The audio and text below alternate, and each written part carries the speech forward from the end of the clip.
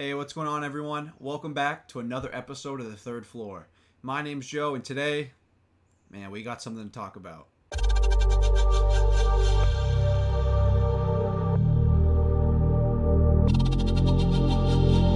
So, today, I was scrolling the internet, I was reading a few articles, watching a few YouTube videos, and man, I gotta say, I came across a really disturbing trend. That trend is, it seems like all of a sudden people are very excited to see Robert Pattinson's Batman and David Corenswets' Superman meet up in the new DCU. And I have to say, this is one of the worst ideas I've ever heard in my entire life. So, in order to prove that this idea has no merit, I made a list of 5 reasons why the Batman universe should be kept as far as possible from the DCU. The first reason is, it doesn't even make any sense. Let's look at this logically. James Gunn has already announced that the first Batman movie in the DCU will be The Brave and the Bold, a story that follows an older Batman and his son Damian. Does that at all sound like the young and aggressive Batman Robert Pattinson has been portraying? You know, I've watched a few videos where people are trying to tell me that Robert Pattinson would be a perfect fit for the Brave and the Bold storyline, and he'd be great having a Robin with him in that movie, and that just blew my mind. How can anyone think that that is the case?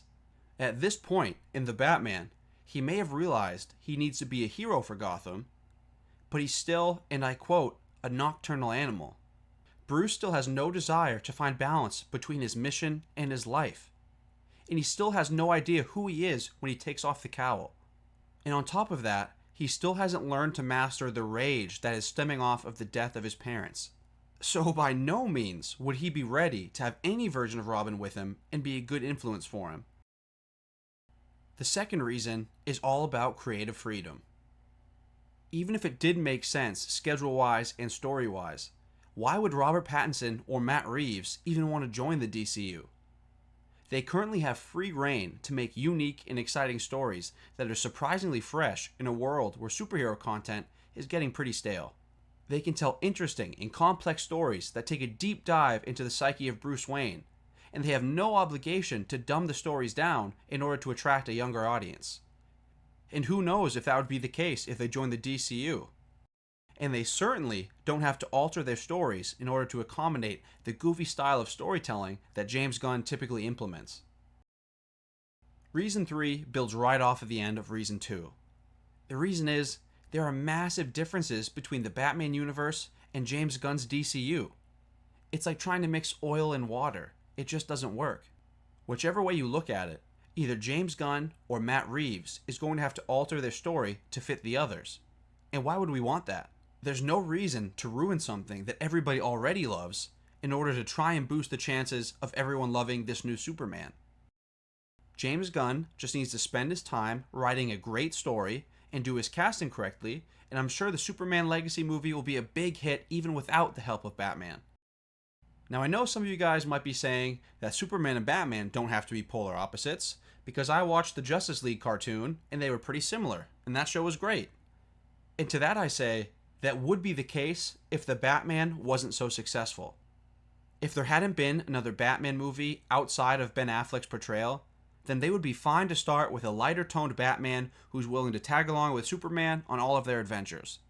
But the fact is, the Batman came out of nowhere and made itself irreplaceable. Let me say that again. Made itself irreplaceable. It was so successful and so well received that no matter who came in to run DC, James Gunn or anyone else, they were going to have to leave the Batman universe alone and greenlight a sequel.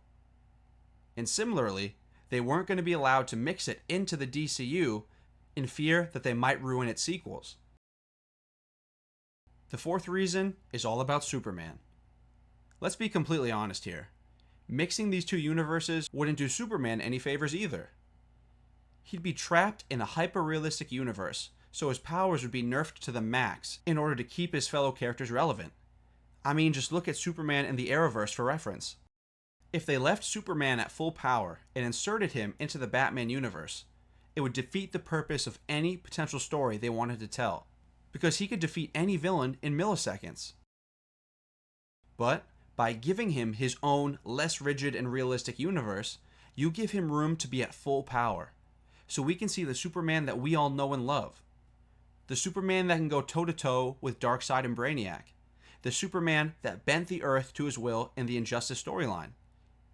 This is the Superman we want to see. And there's no need to hurt this character in order to make a team-up that doesn't make sense. Both he and Batman deserve better. The fifth, final, and most important reason why the Batman universe should be left alone is what made it so popular in the first place. The allure of the Batman is its tone. Seeing a protagonist willing to thrust himself into the darkness and allowing it to turn him into something greater.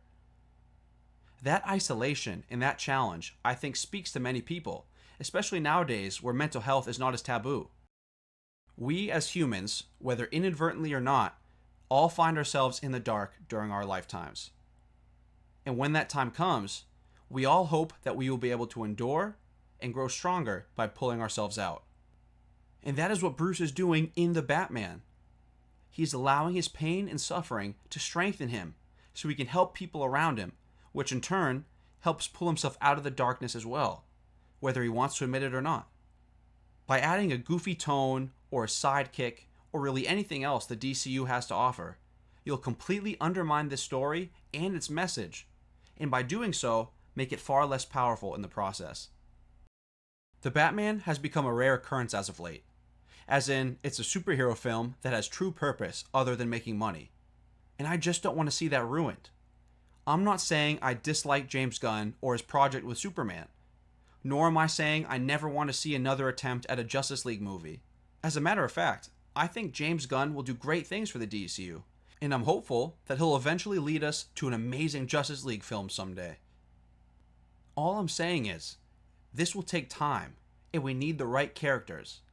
And there's no use forcing an actor to be that character when it clearly isn't meant to be. And besides, for a little bonus reason here, it's good to have variety of story types in the superhero genre. Things have been way too similar lately. Each movie looks like a carbon copy of the one that came before it. So let's allow these talented writers, directors, and actors to tell their own unique stories and give us some variety. So hopefully, we can push back the effects of superhero fatigue as long as we can. Well, this is my response to some of the recent chatter about seeing a team-up between Robert Pattinson and David Corenswets. I hope you guys found it interesting. If you did, please remember to leave a like and subscribe. And also, feel free to leave a comment, letting me know if you agree or disagree with this hot take. I just want to say thanks again for listening, guys. We really appreciate you, and we'll catch you next time on